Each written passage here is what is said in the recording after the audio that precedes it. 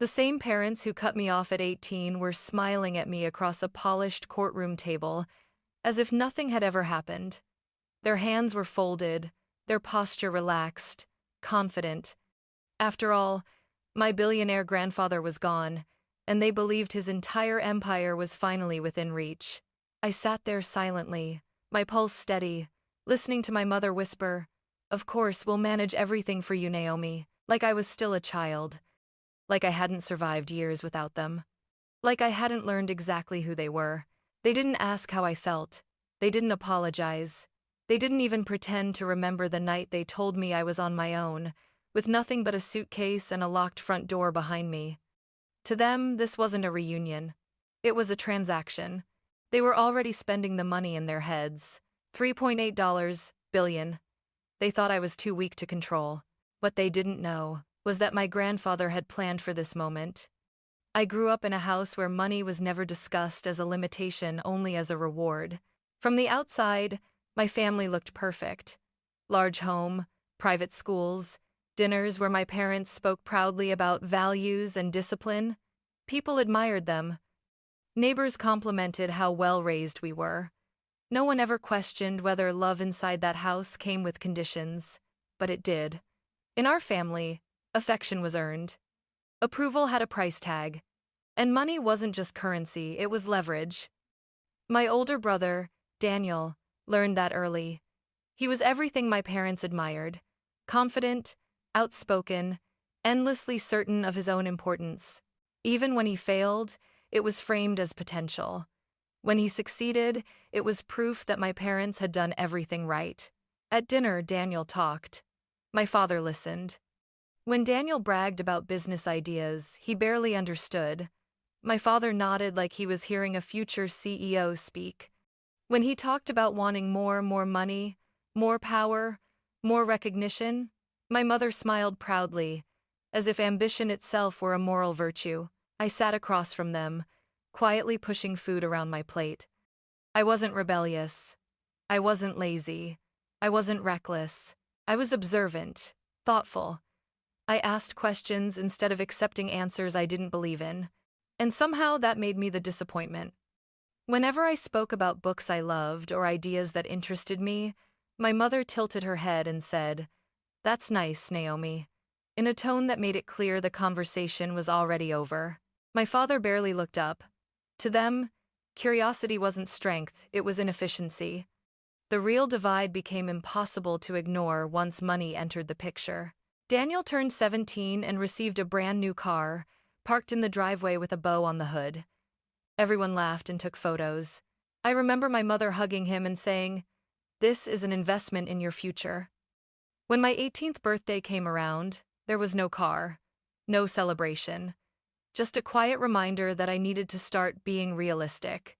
Daniel's college tuition was paid without question. Mine came with conditions. What's your plan? What's the return? What if you don't finish? When I asked carefully, quietly why things were so different, my father's face hardened. "Daniel understands the real world," he said. "You're too emotional, too sensitive. You expect things to be handed to you." That was the first time I realized something fundamental. In their eyes, I wasn't an investment. I was a liability. By the time I turned 18, the decision had already been made. They didn't argue. They didn't yell. They sat me down at the kitchen table like executives finalizing a contract. "You're an adult now," my mother said calmly. "It's time you learn to stand on your own." No mention of Daniel. No explanation of why he was still supported while I was being cut loose. The message was clear. Independence wasn't a value, it was a punishment. That night, I packed a single suitcase, 2 changes of clothes, a few personal items they never cared about anyway. My parents stood in the hallway and watched. Not cruel, not emotional, just detached. When the front door closed behind me, the sound echoed louder than any argument we'd ever had. Standing on that porch, gripping the handle of my suitcase, I didn't cry. I understood. I understood that in my family, love was conditional and I had failed the conditions. The only person who never looked at me like I was a mistake was my grandfather. William Carter didn't raise his voice. He didn't boast about his wealth, and he certainly didn't need to remind anyone who he was. While my parents used money to control the room, my grandfather used silence. He watched, he listened, and somehow, he always seemed to understand what people were really saying, especially when they thought they weren't saying anything at all. After I was cut off at 18, I didn't tell him right away. Pride kept my mouth shut. Shame filled in the gaps. But he noticed anyway. He was the one who called me first, his voice steady and unhurried. "Naomi," he said, as if nothing in the world could ever rush him. "Come have dinner with me tonight." I tried to make excuses. Work, homework, anything to avoid admitting the truth. He didn't argue. He just paused and said, "I'll be here." When I arrived, he didn't ask where I was living. He didn't ask why I looked so tired. He simply poured me a glass of water, set a plate in front of me, and let the silence do its work. Eventually, I broke. Not with tears, with exhaustion. I told him everything I'd never said out loud, the lectures, the comparisons, the way Daniel was always treated like a future worth funding, while I was treated like a risk they couldn't afford. I expected disappointment, or pity. Instead, my grandfather leaned back in his chair and smiled faintly. "So," he said, "they finally showed you who they are." That was it. No outrage, no shock, just confirmation. From that point on, he became my quiet refuge. I stayed on his couch more nights than I can count. He never called it charity, never made me feel small. He'd hand me grocery money like it was the most normal thing in the world and say, "Everyone needs a little help sometimes. Don't confuse that with weakness." Where my parents saw hesitation, he saw patience. Where they saw sensitivity, he saw perception. "You notice things," he once told me while we played chess late at night. "That makes people uncomfortable, especially people who rely on control." He never spoke badly about my parents, but he didn't defend them either. And that silence spoke louder than any condemnation. As years passed, I built my life piece by piece. Nothing glamorous, nothing flashy. And every step of the way, my grandfather watched quietly from the sidelines, never interfering, never directing, just observing. Sometimes, I'd catch him studying me with an expression I couldn't quite read. Not pride, not concern, calculation. At the time, I thought he was just an old man reflecting on the past. I didn't realize he was looking ahead. And I had no idea that while my parents had written me off as a loss, my grandfather was doing something very different. He was preparing. When my grandfather died, the world didn't stop, but something inside me did. William Carter had been a constant presence in my life for years, quiet and immovable, like a landmark I never questioned would always be there. Even when his health began to decline, I convinced myself he had time. Men like him always did. They survived recessions, betrayals, wars. They didn't simply disappear. So when the lawyer called, his voice careful and formal, I already knew what he was going to say before the words left his mouth. "I'm sorry for your loss, Naomi." The grief came later. What arrived first was numbness. I flew in for the will reading 2 days later. I wore black not because anyone told me to, but because it felt wrong not to. Sitting alone in the back seat of the car on the way to the courthouse, I told myself not to expect anything. A watch, a letter, maybe one of his old chess sets. That was it. I wasn't naive enough to imagine more. My parents were already there when I walked in. They looked revitalized. My mother stood up immediately, her face softening into something that might have passed for warmth if I didn't know her so well. She reached for my hands like we were reuniting after a misunderstanding instead of years of silence. "Naomi," she said gently, "I'm so glad you came." My father nodded, his lips already curved into a smile that sat too comfortably on his face. Daniel leaned back in his chair, arms crossed, surveying the room like he was assessing a purchase. No condolences, no apologies, just anticipation. As we took our seats, my mother leaned toward me and lowered her voice. "This must be overwhelming for you," she said. "But don't worry, we'll take care of everything." Take care of everything. The phrase sat heavy in my chest. The attorney cleared his throat and began reading. Legal language filled the room: assets, holdings, valuations. Numbers so large they felt abstract. Daniel's foot bounced under the table. My father's eyes sharpened with every sentence. Then the words shifted. Per the wishes of William Carter, the attorney said, the entirety of his estate, valued at approximately $3.8 billion, is to be transferred to his granddaughter. I stopped breathing. Naomi Carter. For a moment, no one spoke. Then my mother exhaled sharply, like she'd been holding her breath the whole time. My father smiled wider. Daniel let out a low laugh, shaking his head. Well, my father said casually, folding his hands together. That makes sense. I like the talk. It is an imitation. It never seated video studio. My mother squeezed my arm. Of course it does, she added. You were always close to him. Close. They hadn't said that word in years. And naturally, my father continued, already leaning forward, we'll manage it for you. An estate like this needs experience. Structure, oversight, Daniel smirked. Yeah, Naomi. This kind of money destroys people. They were so sure, so relaxed, so completely convinced the decision had already been made. I looked down at my hands, resting quietly in my lap. They didn't notice that the attorney hadn't finished reading. They didn't notice the way he paused just briefly before turning the page. And they certainly didn't notice the faint, knowing expression on his face. Because while my parents were already dividing control in their heads, my grandfather's real intentions were still waiting to be revealed. The moment the attorney paused, my parents leaned in closer toward me, not him. That told me everything. My mother's hand slid over mine, light but deliberate, like she was reclaiming something she believed belonged to her. You must be in shock, she said softly. Anyone would be. I didn't pull away. I didn't speak. I let her continue. This is far too much responsibility for one person, my father added, his tone calm, reasonable, the same voice he used when he wanted something to sound like a favor instead of a demand. Your grandfather meant well, Naomi. But managing an estate of this size requires experience, judgment. Daniel laughed under his breath. No offense, he said, finally uncrossing his arms. But you still rent. You've never even managed a real investment portfolio. This isn't a starter account, it's an empire. There it was. Not concern. Not love. Assessment. They weren't asking if I wanted help. They were deciding how to take control without calling it that. My mother tilted her head, her eyes glossy with manufactured empathy. You've always been sensitive, she said gently. And that's not a bad thing. But money like this, it breaks people. We don't want to see you ruin your life. Ruin my life. The same people who had watched me leave their house with a single suitcase were suddenly worried about my well-being. I finally looked up. Ruin it how? I asked quietly. They exchanged glances quick, practiced.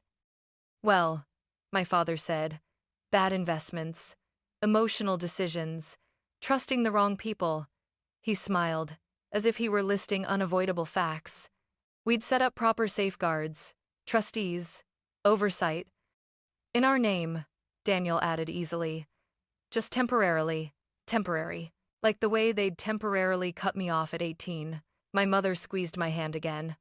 Harder this time. You don't need to prove anything, she whispered. Let us handle the pressure. That's what family is for. Family, the word felt foreign in her mouth. I could feel the walls closing in, not physically, but strategically. They were building a narrative right in front of me. Naomi is overwhelmed. Naomi is inexperienced. Naomi needs protection. And the worst part? They believed it. They believed that if they spoke confidently enough, calmly enough, the outcome would bend in their favor. That I would nod. That I would hand over control out of fear or gratitude. The attorney cleared his throat again. But my parents didn't notice. They were too busy explaining my own life to me. Too busy reaching for power they were certain was already theirs. They had no idea they were speaking too soon, because my grandfather hadn't finished talking. And the next page of the will was about to tear their version of the story apart. The room had grown quiet, but not the respectful kind. It was the kind of silence that comes when people believe the decision has already been made. My parents leaned back in their chairs, their bodies loose, satisfied.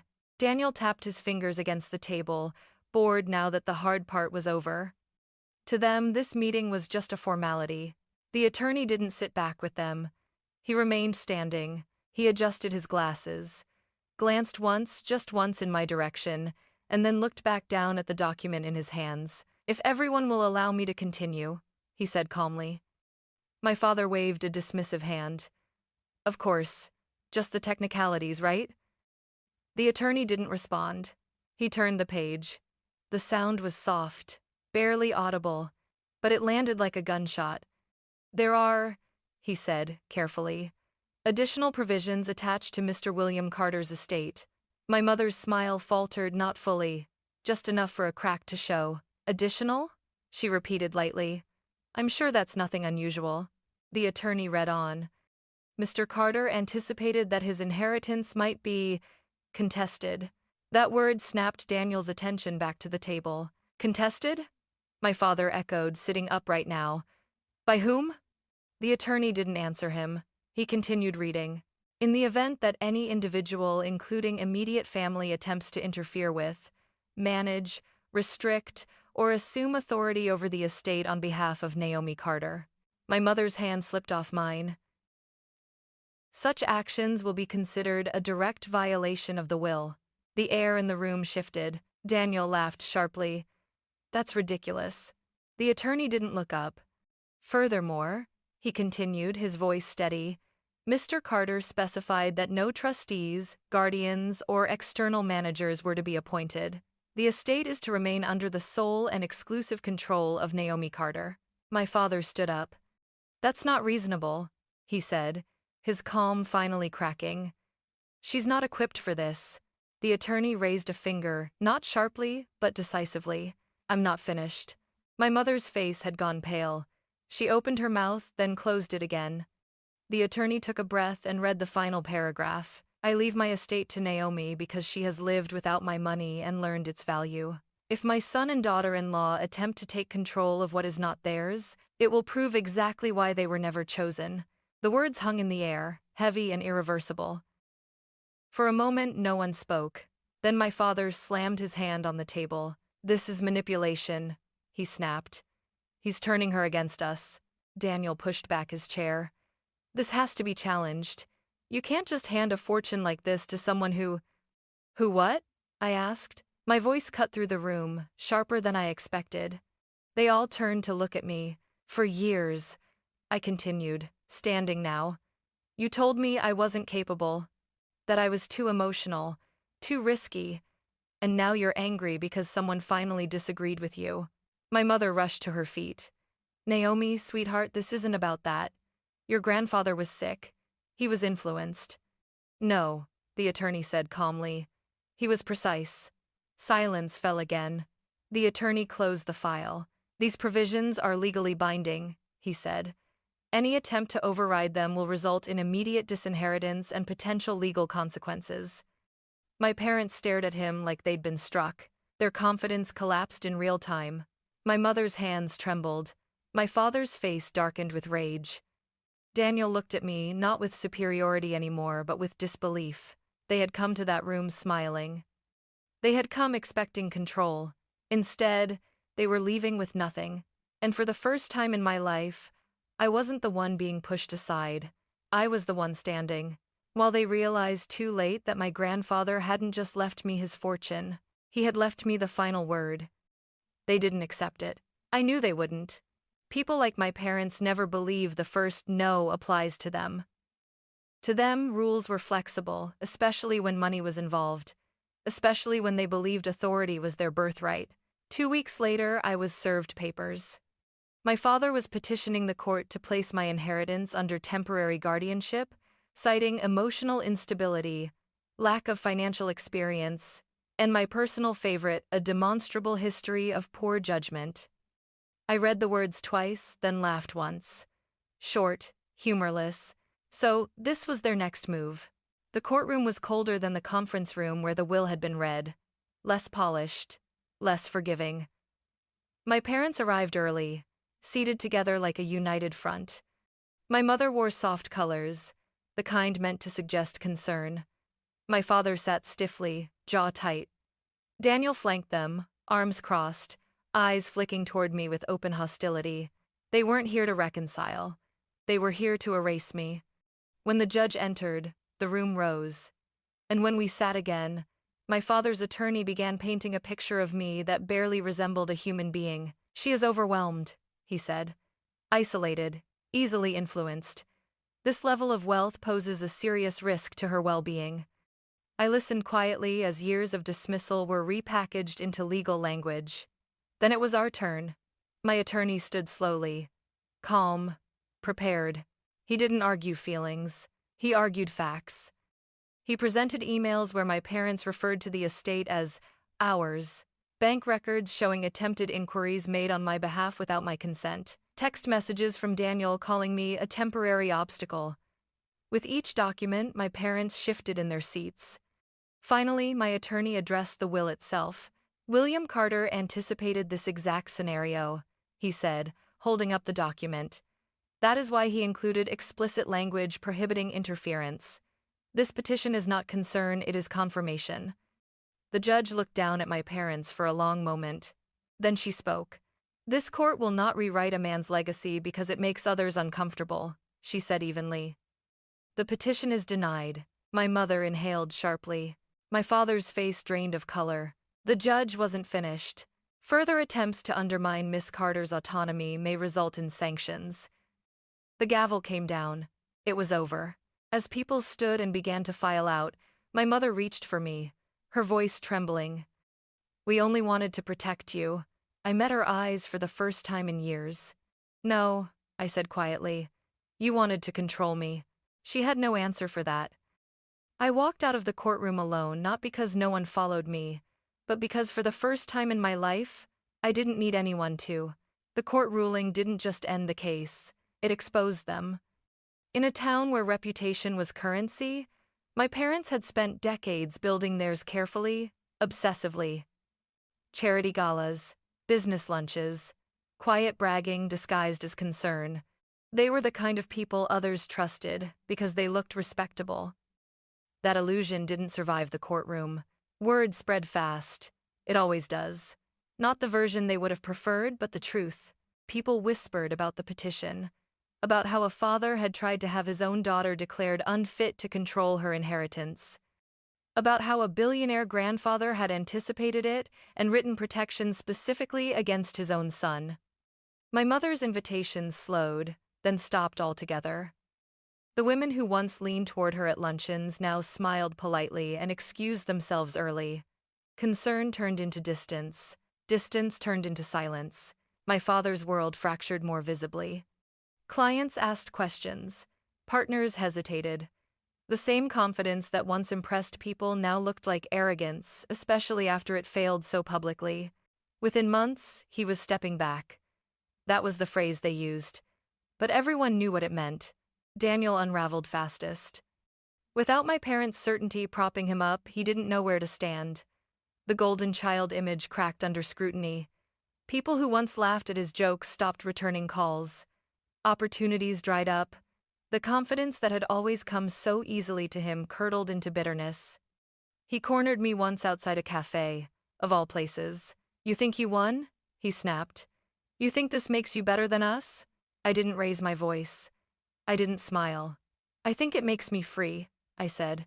He stared at me like I'd spoken a foreign language. And that was the moment I knew the shift was complete. I didn't change my lifestyle overnight. No headlines, no extravagant displays. I invested quietly, learned deliberately, surrounded myself with people who didn't see me as an asset to manage. That terrified my parents more than anything else, because they could no longer reach me through money. They couldn't scare me with withdrawal. They couldn't rewrite the narrative. They had lost the one thing they'd always relied on: control. And as they faded into the background of my life, I realized something quietly powerful. I hadn't taken anything from them. I had simply stopped letting them take from me. Months later, I drove past my parents' house for the first time since everything ended. The place looked smaller than I remembered. The paint along the shutters was peeling. The lawn was overgrown at the edges, like no one cared enough to keep up appearances anymore. The porch light was on, but the warmth it once projected felt hollow, performative, Like everything else they'd ever shown the world, I didn't stop the car. For years, that house had represented failure to me, rejection, the moment I learned how conditional love could be. But as I passed it, I felt nothing pull at my chest. No anger, no sadness, not even triumph, just distance. People assume inheriting billions changes you overnight, that it turns you into someone else. But the truth is quieter than that. Money doesn't build you, it only amplifies what's already there. What changed my life wasn't the $3.8 billion. It was the moment I realized no one could threaten me with abandonment anymore. My grandfather understood that. He didn't leave me his fortune to make me powerful.